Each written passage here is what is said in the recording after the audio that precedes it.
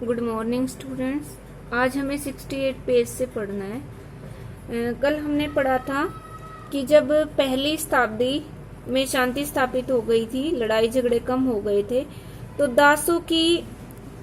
की संख्या में कमी आने लगी थी और दास श्रम का प्रयोग जो था वो उसका स्थान ले लिया था दो चीजों ने। एक तो स्लेव ब्रीडिंग और दूसरा जो पेड लेबर।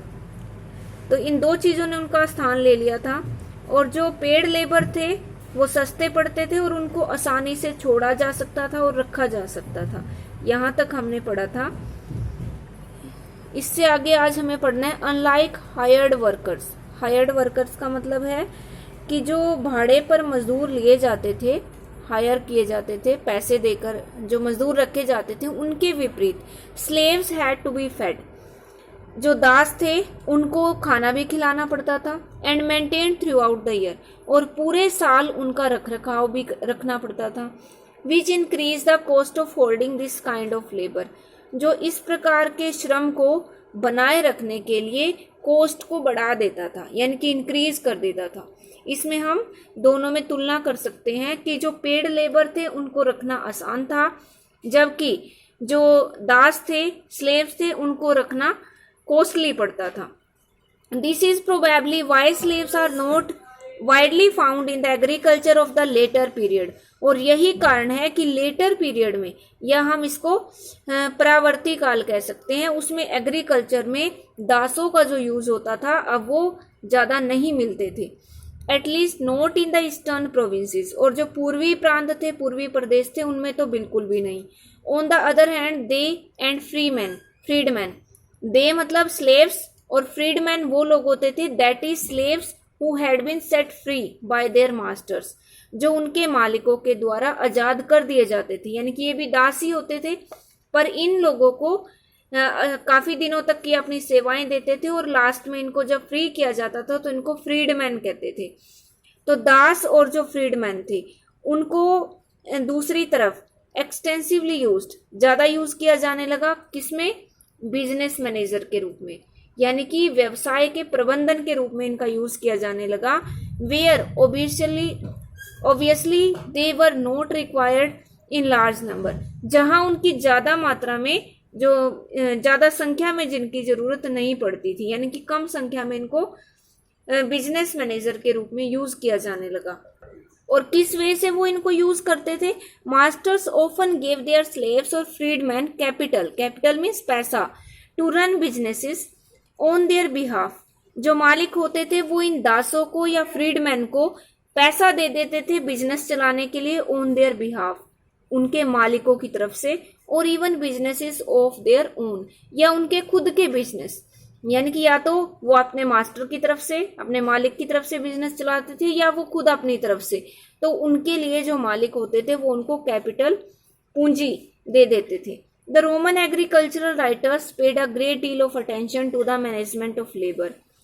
लेबर मैनेजमेंट का मतलब है श्रम प्रबंधन। रोम के जो कृषि से संबंधी लेखक थे, जो कृषि के बारे में लिखते थे, उन्होंने बहुत ज्यादा ध्यान दिया है इस मैनेजमेंट ऑफ लेबर की तरफ, यानी कि श्रम प्रबंधन की तरफ। जो लेबर थी उसका प्रबंधन कैसे किया जाता था, बहुत इंपॉर्टेंट क्वेश्चन है, लॉन्ग क्वेश्चन यहां से बनेगा आपका। कोलोमेला, अ फर्स्ट सेंचुरी राइटर, जो कि एक पहली सेंचुरी के राइटर थे, लेखक थे, who came from the south of Spain, जो स्पेन के साउथ से, दक्षिण से आए थे, जहां से हमने पढ़ा था ओलिव ऑयल आता था। Recommended that land owners should keep a reserve stock of implements and tools. उन्होंने ये सिफारिश की कि जो जमींदार हैं उनको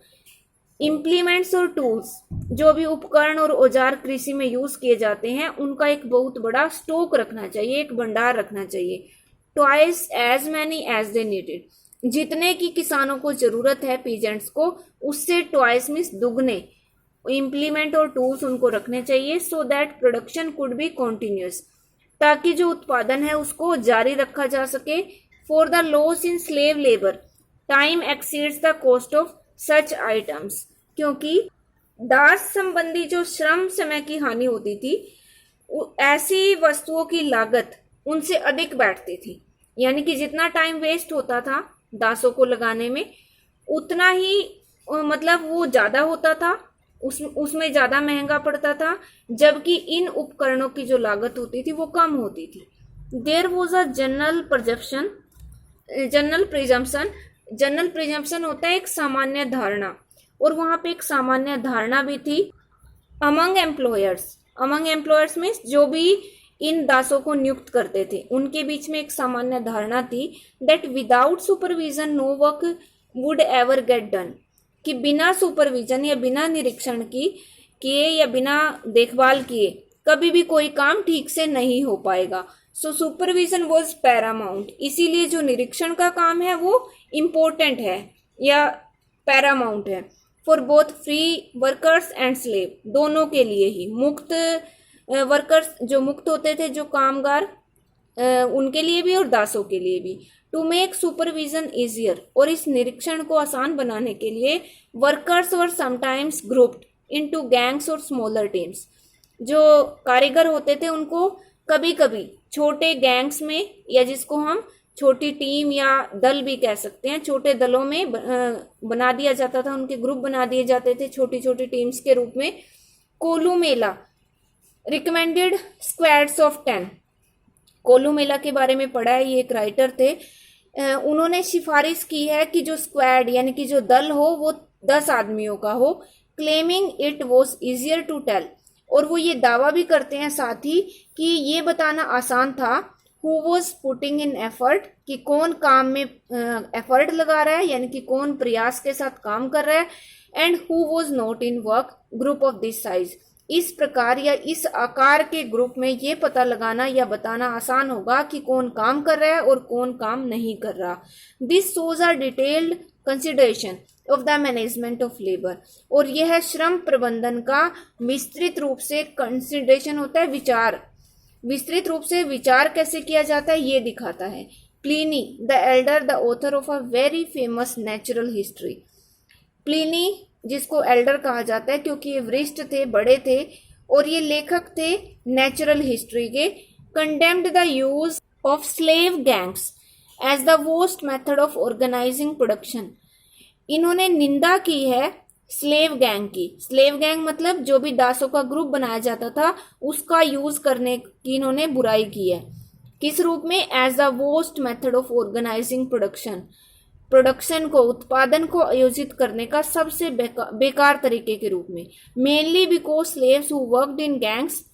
मुख्य रूप से इसलिए क्योंकि जो दास होते थे जब वो ग्रुप में काम करते थे वर usually changed together by their feet, उनको सामान्यतः इकट्ठे उनके ग्रुप में जब वो काम करते थे तो उनको उनके जो पैर हैं वो एक साथ बांध दिए जाते थे एक दूसरे से, इसीलिए वो इस मेथड को रोंग बताते हैं। All this looks